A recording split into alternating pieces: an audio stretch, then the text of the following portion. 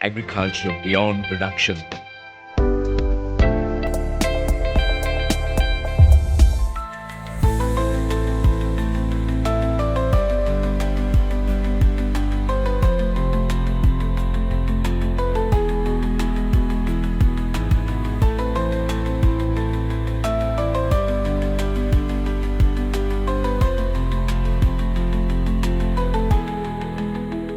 කෘෂිකර්ම දෙපාර්තමේන්තුවේ agriculture බියෝන්ඩ් production වැඩසටහන තුළින් මේ වන විටත් අති සාර්ථක දක්ෂ කෘෂි ව්‍යවසායකින් රැසක් රට තුළ බිහි වෙලා ඉන්නවා.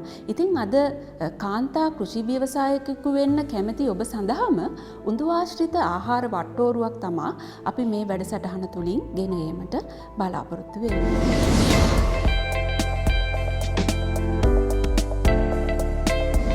කෘෂිකර්ම දෙපාර්තමේන්තුව කෘෂිකර්ම අමාත්‍යාංශය හා එක්ව භෝග 13ක නිෂ්පාදන ඵලදායීතාවය ප්‍රවර්ධනය කිරීමේ වැඩසටහනක් දියත් කරලා තියෙනවා. ඒ භෝග 13 යටතේ එක් භෝගයක් තමයි උඳු කියන්නේ. උඳු කිව්වහම අපේ සිහියට එකපාරම එන්නේ පපඩම් විතරයි. නමුත් උඳු ආශ්‍රිත ආහාර විශාල ප්‍රමාණයක් හදන්න පුළුවන් කමක් තියෙනවා. නමුත් උදු දැනට ප්‍රචලිතව තියෙන්නේ ද්‍රවිඩ ජනතාව අතර. නමුත් උදු කියන්නේ නිර්මාංශික අයට ප්‍රෝටීන අවශ්‍යතාවය සපුරා ගන්න පුළුවන් බොහෝම හොඳ ආහාරයක්. ඉතින් මේක සිංහල ජනතාව අතරත් ප්‍රචලිත කරන්න මේ ආහාර වර්ග ඉතාමත් අඩු කාලයකින් සහ ඉතා පහසුවෙන් හදාගන්නේ කොහොමද කියන එක ප්‍රවර්ධනය කරොත් මං හිතනවා උදු කියන භෝගයක් ජනතාව අතර ප්‍රචලිත වෙයි කියලා. එතකොට ඒ ක්‍රියාකාරකම යටතේ එක් ක්‍රියාකාරකමක් ලෙස තමයි අපි මේ අග එකතු කිරීමේ නිෂ්පාදන වැඩසටහනක් ක්‍රියාත්මක කරලා මේ වගේ වීඩියෝ වැඩසටහන් මගින් පාරිභෝගික ජනතාව දැනුවත් කරන්න අදහස් කරේ.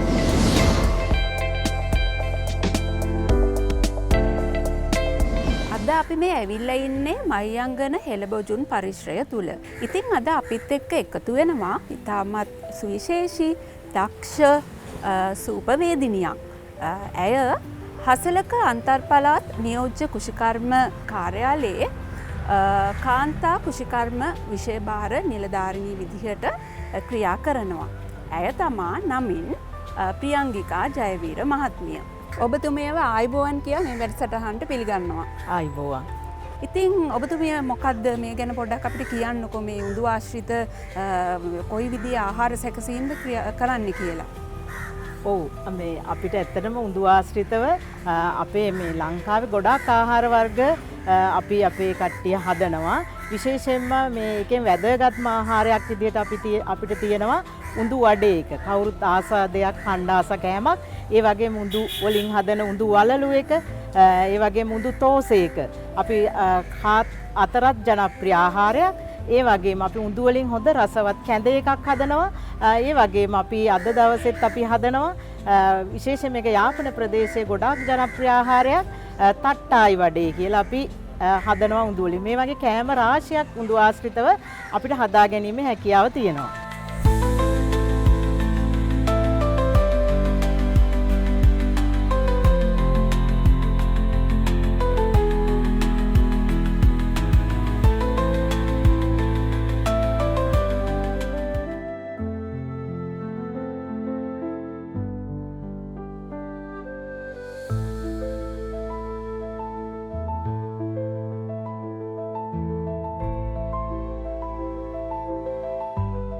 අපි දැන් මේ විදිහට පැය දෙකක් පොඟවාගත්ත උඳු වල මේ වතුර ටික ඉවත් කරලා තමයි මේක අඹරගන්නේ. එතකොට අපි මේ වියලි මිරිස් කරල් ටිකත් හොඳට මේ අඹරුම් යන්ත්‍රයෙන් අඹරා ගන්න ඕනේ. දැන් අපි මේ විදිහට උඳු ටික පොඟවාගත්ත අපි පැය දෙකක් පොඟවාගත්ත උඳු ටික අඹරුම් යන්ත්‍රයට දානවා. දානකොට ඔබ විශේෂයෙන් සැලකිලිමත් වෙන්න ඕනේ. අපි මේක හදන්නේ උඳු විතරක් පාවිච්චි කරලා. එහෙනම් මේක අපි ගොඩක් දිය කරගන්නේ නැහැ.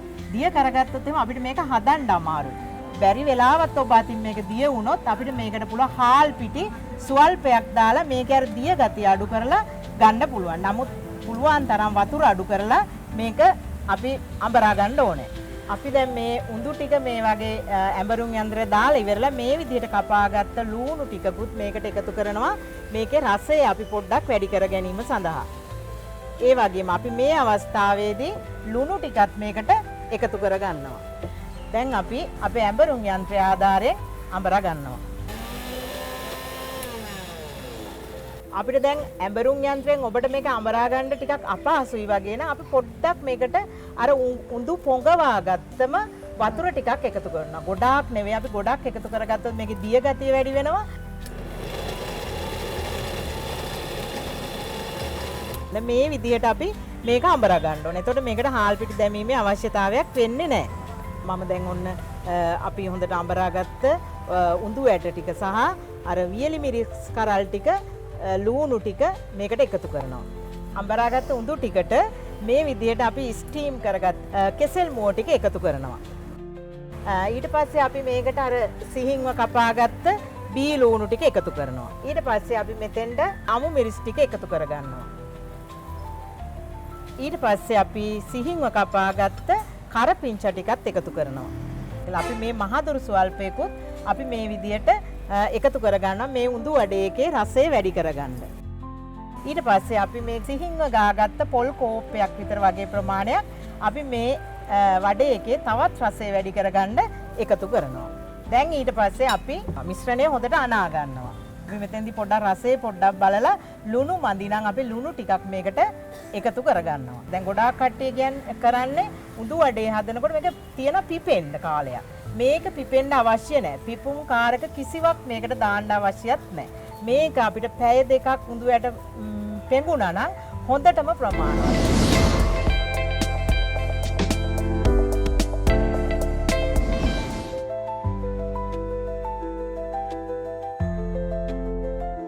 අපි ඉස්සරෝම කරන්නේ දැන් අත් දෙක මේ අපි පිරිසිදු කරගෙන අරගෙන අපි ඉස්සරෝම අත වතුරෙන් තෙමා ගන්න ඕනේ. ඔබ උඳු වඩේ හදන හැම වෙලාවෙම අත් දෙක තෙමා ගන්න ඕනේ. නැත්නම් අපිට උඳු වඩේක හදන්න බෑ. දැන් සමහර කට්ටිය මගෙන් අහන ප්‍රශ්නයක් තමයි පොල් තෙල් ගන්න පුළුවන්ද කියලා. පොල් තෙල් ගාලා මේක කරන්න බෑ. අපි අත් දෙක වතුරෙන් තෙමනකොටත් මේ විදිහට තෙමලා ඉවරලා මේ අතේ තියෙන වතුර ටික අයින් කරන්න ඕනේ. එහෙනම් වතුර ගොඩාක් අපි මේකට ගත්තොත් මේක ආයේ දිය වෙනවා. ඒ නිසා අපි වතුරත් අයින් කරලා ගන්න. ඒකල අපිට දැන් උඳු වඩේ හදන්න ප්‍රමාණයට මේ විදිහට අපි අරගෙන රවුම් කරගෙන මේකේ අර අපි උඳු වඩේකේ සිදුර හදලා අපි මේ අතට අරගෙන මේක කෙලින්ම අපි තෙලට දානවා මේ විදිහට. දැන් අපි මේ විදිහට උඳු වඩේක ගත්තාම උඳු වඩේ වලට තියෙනවනේ ආවේනික පැහැයක්. මෙන්න මේ පැහැ එන්න ඕන. රන්වන් පාටට පැහැ එන්න ඕන. අපි නියම උඳු වඩේක. දැන් මේ ඇවිල්ලා තියෙන්නේ ඒ රන්වන් පැහැය.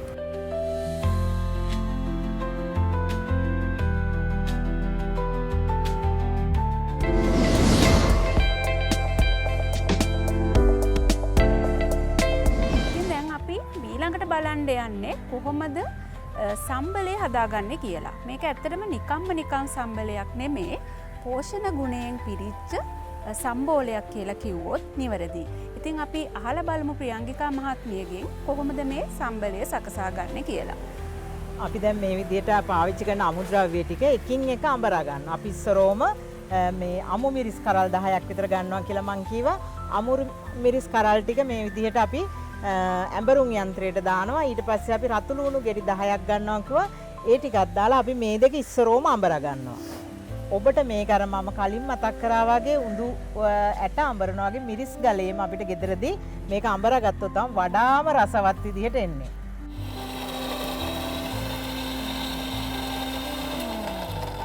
අපි ඊට පස්සේ මේකට කරපිංච ටිකක් දානවා. කරපිංච දැම්මම අපි මේකේ ගුණේ තවත් වැඩි වෙනවා. අපි තව මේකට ගම්මිරිස් ඇට 10ක් විතර වගේ ප්‍රමාණයක් එකතු කරලා මේකට අඹරා ගන්නවා. කොළ එළවලු ටික එකතු කරනකොට අපි මේකට වතුර ස්වල්පයක් දාගන්න. මොකද අපි උඳු වඩේ කන්නේ දිය සම්බෝලයක එක්ක නිසා.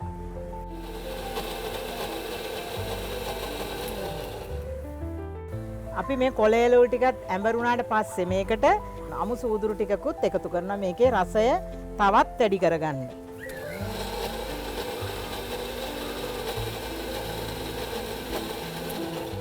අපි අවසානයේදී මේ පොල් ටික එකතු කරනවා. අපි මේකට ලුණු ටිකකුත් එකතු කරගමු මේ ගමම්ම. දැන් ඔබට පේනවා ඇති මේකේ මේ කොළ පාටක් තියෙනවා. ඒ කොළ පාට තමයි අපි මේ සම්බෝලේ ගන්න ඕනේ. දැන් අපි ඊට පස්සේ මේ සම්බෝලෙට දෙහි ටිකක් දාගන්නවා. අපි මේ විදිහට දෙහි ටික දාලා හොඳට මිශ්‍ර කරනවා සම්බෝල. ඔන්න අපි දැන් ඉතාමත්ම රසවත් විදිහට උඳු වඩ එකක් සහ ඒ උඳු වඩ එක ආහාරයට ගන්න රසවත් සම්බෝලයක් හැදුවා.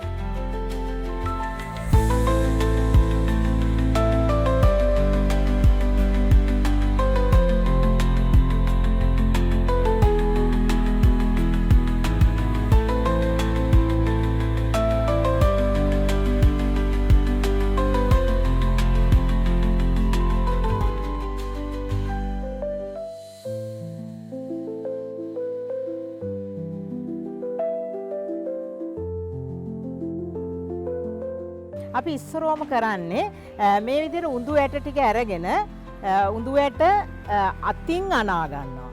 අපි දැන් මෙහෙම උඳු ඇට ටිකක් දාලා ලුණු වතුර ටිකක් අපි මේ විදිහට මේකට එකතු කරනවා රස අණුව.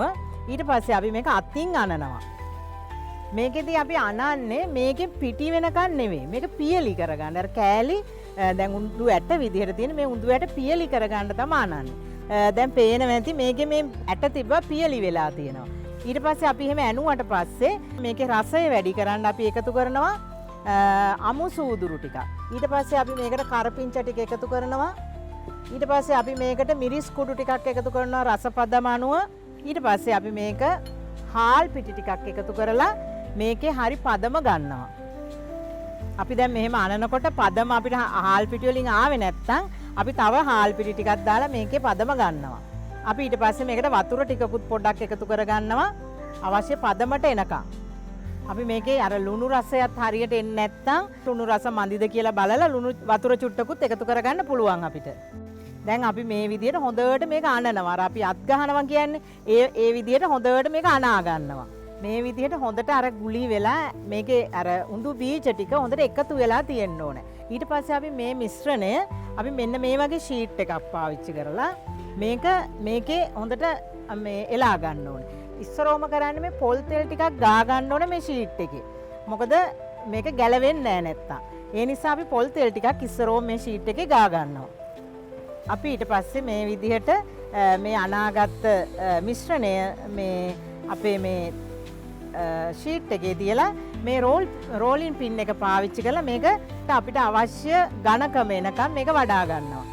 අපි මේක ගන්න ඕනේ ඒකාකාරී ඝනකමක් තියෙන. මොකද එකක් ඝනකම වැඩි වෙලා අනිත් එක ඝනකම අඩු වුණොත් එහෙම බැදීමේදී මේක ප්‍රශ්න වෙනවා. අපි ඊට පස්සේ මේ පාවිච්චි කරන මේ කටර් එක පාවිච්චි කරලා මේක අපි මේ විදිහට අපිට අවශ්‍ය ප්‍රමාණයට මේක කෑලි කපා ගන්න මේ විදිහට. දැන් අපිට අනවශ්‍ය කෑලි ටික අපි මේකෙන් අයින් කරනවා. දැන් අපේ තෙල් එක රත් කරගෙන ඉවර වෙලා අපි මේ කපාගත්ත කෑලි දැන් මේ විදිහට තමයි අපිට එන්නේ මේ මෙන්න මේ විදිහට අපිට දැන් මේ ලස්සන හැඩයකට හොඳට එනවා. ඊට පස්සේ අපි මේක තෙලේ බැද ගන්නවා. අපි මේ විදිහට තෙලට දා ගන්නවා. දැන් මේ විදිහට ලස්සන පාටකට අපිට මේ තට්ට වඩේක බැද ගන්න පුළුවන්. මේ විදිහට තව ටිකක් දැන් මේ ලස්සන පාටක් ඇවිල්ලා තියෙනවා.